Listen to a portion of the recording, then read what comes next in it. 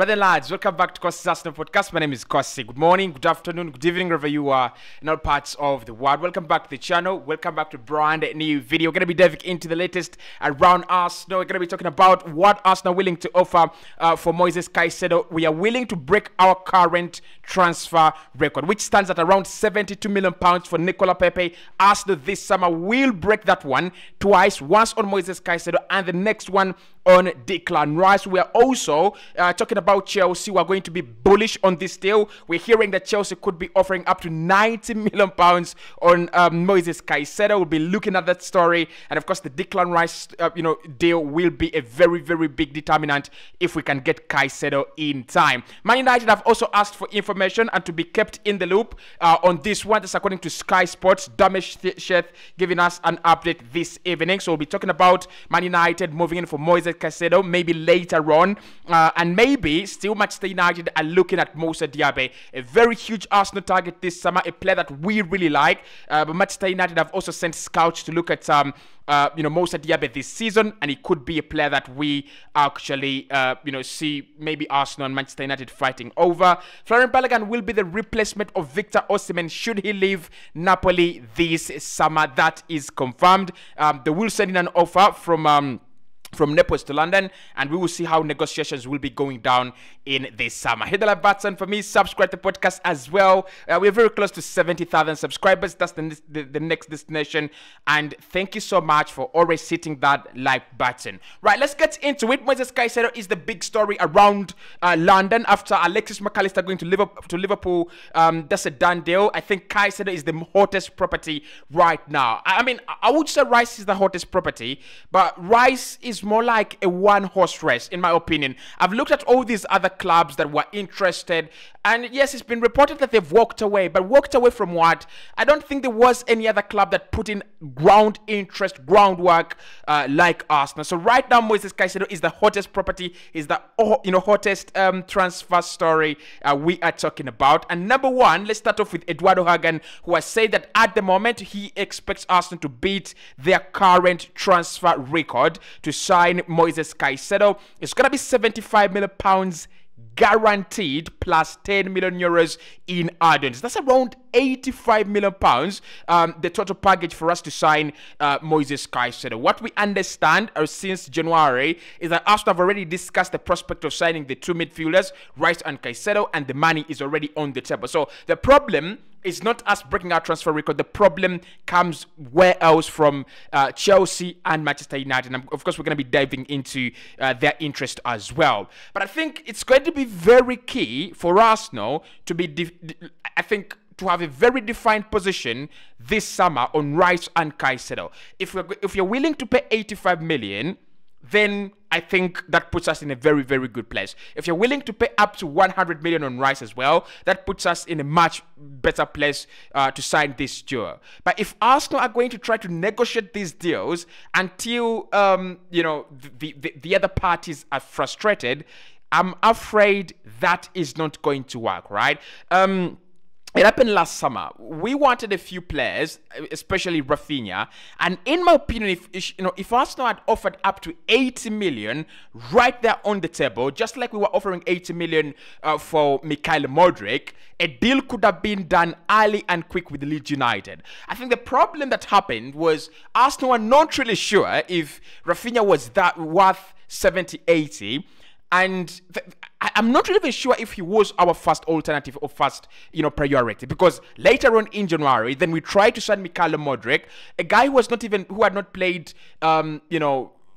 international football for 2-3 years. He had not played in the UEFA Champions League for 2-3 years, and we were willing to go to up to 90 million euros, to sign him. So it's gonna be very key if Arsenal are really, really defined where they stand.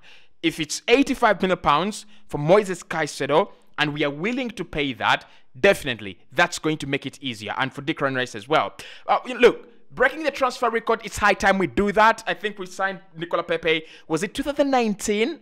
I think it was 2019 or 2020, around there, August 1st, 2019, for £72 million. And since then, I think he had broken the transfer record of Pierre-Emerick Aubameyang, who was our transfer record signing then, which was around 62 million euros. And I'm going to tell you this. Since then, I don't think we've done bad business, to be honest, right? It's not about splashing the cash recklessly. It's about, buying players that can help the project and building something around them. And I think we've really, really done very well. But this season, it is time for us to go to the next level. It's time for us to go to the big boys. We are sitting on the big stage, on the big table with the big boys, and we've got to say what's up. And for us to say what's up, definitely you've got to have the big name players, Rice, maybe CAICEDO, maybe Lautaro Martinez, maybe these big Federico Chiesa signings that we are hearing of at Arsenal. So the transfer record signing, the transfer record will be smashed by Arsenal probably and potentially twice in this summer. 80 or 85 for MOISES CAICEDO, which actually breaks the Nicola Pepe transfer record, and then the 90 are rising to 100 for Declan Rice, which will then break the MOISES CAICEDO transfer record. Now, of course, Arsenal are not without competition, like I've always reported, and it's been Steve K, another transfer expert, with a very exclusive story saying that Arsenal fear of losing Brighton midfielder MOISES CAICEDO to Chelsea, with Football Transfer sources suggesting that money could be a decisive factor in the deal. Arsenal have been expecting to simply return to Brighton to match their offer and asking price for £70 million for CAICEDO this summer to sign the player, but Chelsea have been increasingly bullish over this deal, which has led to increasing fears that a second Mikhailo Mudryk situation could be developing in this one. And it's not, it doesn't come to my surprise, in my opinion. I expected Chelsea to come and bully anyone in this deal. I expected Chelsea to come and, show that, they are also big boys. I think Chelsea do have a problem. And the problem is that they do not have UEFA Champions football, and they have this kind of, huge talent on their hands. Now, I'm not saying I'm not saying they can't sign any players they want because they don't have UCL or UEFA Europa League football or anything like that, but it's going to be a huge battle to convince players against the likes of Newcastle, Arsenal, and Manchester United. I think CAICEDO wants UEFA Champions football. We know that much we know, right? And all players, including Declan Rice, including Moussa Diaby, including, Victor Osimhen, they want UEFA Champions football. And most of these players, you were signing them from clubs that are playing Europe. Brighton are in the UEFA Europa League. If they're looking at Victor Osimhen, he's in the UEFA Champions League with Napoli, moreover in Group A, right? So it's going to be a huge battle for them. It's gonna take some time for them to, get these deals done over the line. But for me, Arsenal still stand a very big chance in this deal. If the player wanted to sign for us in January and was pushing for a deal and went on his socials and said, look, let me go. Arsenal broke the money, 70 million. I'm your Rico transfer sale. Why don't you let me go? And now we are back with the same amount of money. We are maybe doing improved terms for MOISES CAICEDO, and literally we are giving him a much better project than what we were offering in January. Because what we were offering in January, yes, there was the possibility of winning the Premier League, which, like, we all know how it ended. But right now we are offering guaranteed UEFA Champions football without even thinking of UEFA, playoffs. We are already there. We are already there on the big stage. We are also offering a chance to play with Declan Rice, one of the best defensive CDMs in the world. We are offering him a chance to play with one of the best creative players in the Premier League last campaign, that is Martin Odegaard. And the two most exciting young wingers, that's Salah and Martinelli. And for me, it's just exciting, right? But like Steve K says, money might be, for me, it's not going to be a might, it's going to be a will. Money will be a decisive factor in this one. And Arsenal have to really define the boundaries. Do we go above 80 million? Do we go above 85? And if we are not willing to go above 85, then we shouldn't waste time on this deal. Let's go look at maybe Martin Zubimendi, maybe Edson Alvarez. They would be very, very wonderful signings. Alvarez is 25 as well. And get those deals done. All right. So Manchester United have also asked to be kept to be kept informed of the situation around Moises Caicedo. According to Damesh Sheth, they are interested, but he is not a priority. I think with Manchester United, this is it. This is the deal. They will spend over 80 million on one player. But that's going to be a forward. We know. If you want Harry Kane, those are early signs where your money is going to go. It's the same with Arsenal. If you want Caicedo and Rice, it's early signs where your money is going to go, right? And then the same with Manchester City. They're looking at 75 million Josko Gvardiol from RB Leipzig, right? So I think with Man United, their money is going to go up front, okay? But look, I won't be surprised still if Erik ten Hag pulls off a Sebastian Haller kind of, dramatic signing. Not maybe Haller, but he could go out there and sign anyone that no one knows about or anyone no one approves of, and then he makes him a fantastic player, fantastic number 9. He has always done that. But I think with Manchester United, they will definitely look at Mason Mount and then a striker. Right, I think those two deals could cost them around maybe 130, 120, or 100 million. After spending 100 million, I don't expect them to go and then spend another 80 on Moises Caicedo. So with Caicedo, with this deal, I'm not really convinced Manchester United will be big contenders. Just like Eduardo Hagan has been saying.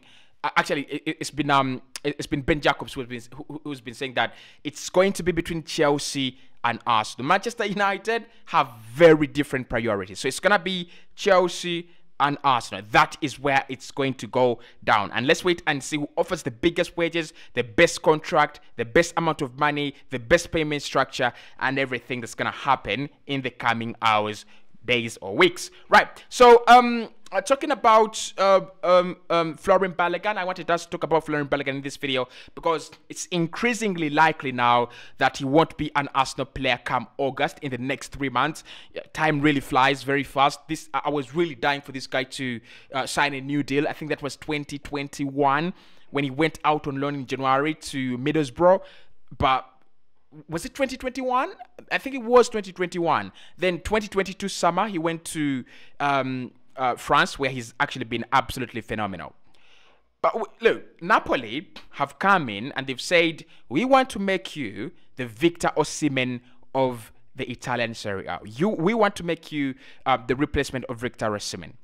I've watched over 30 goals of Victor Osimhen in all competitions this campaign, and I'm going to predict that if Balogun goes to Napoli and they've not lost Politano, they've not lost Kavica Kvaratskhelia, they've not lost, Zobongisa, if they can keep their team intact, sell one mega player, maybe they could, look, listen, they could sell Victor Osimhen for 100 million and replace him with Balogun. That is going to be a key signing for them. He's going to be a very, very big key signing for them. Because with Balogun, he's literally done what Osimhen did in very many years. He's exploded in France. I don't think Osimhen exploded in France. Yes, there were very many signs that he was going to become a huge striker, big striker. I think his positioning is very good. I think he's got that terrific speed, and his positioning in the penalty area is monstrous. He's a monstrous striker. But with Balogun, you do not need a description. You need to look at the CV, and you look at the work rate, and you look at the results, actually, right? It's his results. 21 goals in the French League One with Reims. He's phenomenal. He's absolutely phenomenal. So for me, look, if Napoli come in for him, and Arsenal can get around 45 million euros, I don't see this deal fail. I really, really don't see this deal fail. It will come through. Man United are also interested in Moussa Diaby. It's a deal that they're looking to do if they get that extra bit of cash. Like I said, a striker and Mason Mount or a central midfielder will be very key to their ranks this summer. I think they should sign a right back. They should sign a left back. They should sign each and everyone. They need a new goalkeeper as well. So let's wait and see. But Moussa Diaby is a player that I would really want Arsenal to sign without any competition, because he would actually come on a very, very, cheap price. I'm thinking about 45 million euros or 50 million euros for Moussa Diaby, and that would be for me. That would be marvelous. That would be absolutely marvelous. But anyway, still in Germany, Arsenal are looking at and monitoring at Mohamed Simakan at RB Leipzig. He plays as a right back and centre back as well. Now, Simakan is one of those players that I've never watched in my life. Not because I've not watched RB Leipzig, but whenever I've watched RB Leipzig, he's been out with an injury. Exciting player. Like, I've spent like 15 valuable minutes of my precious time watching who Mohamed Simakan is and why Arsenal are interested. And I'm telling you, among all the right backs that we are interested in, he's the most complete player. Like, that is a statement from a person who really loves Joao Cancelo. Yeah, just for clarification. Now, what I like about him is his defensive part of the game. He's absolutely phenomenal. But also going forward, he acts and behaves like a real right back. I think that's what Saka is missing. Saka is missing someone that can unleash him. But he can also play at centre back. Actually, he's played 16. He's made 16 appearances at centre back and 14 at right back at RB Leipzig. The only problem I've seen with him is injuries. In the last 2 years, 2022 and 2023, right? Which is, of course, you have to bear in mind that 2023 is not yet done. He's suffered 4 different injuries, 2 back injuries, muscular issues, and another injury I can't explain because I'm not the expert in that area, definitely. But apart from the injuries, if he can work on them, and maybe because of the fact that Arsenal are going to bring him in that kind of role that will need a lot of rotation, right? I think our centre backs and fullbacks should be playing around 25, 26 games a campaign so that they don't get really tired. This is not a bad player. And his market value is around 28 million euros. So Arsenal could have, some good guy. Like one of those players that you sign and they're under the radar and then they come good. Just like Ben White, just like Gabriel Magalhaes. It would be a very nice deal. But Caicedo, the fire is on, right? If Arsenal are going to win it, yes, we have to break our transfer record, but we have to break it very quickly. Very quickly. I'll see you right in the next one I think we'll talk about Declan Rice in the last video today because there is a huge development on that one as well.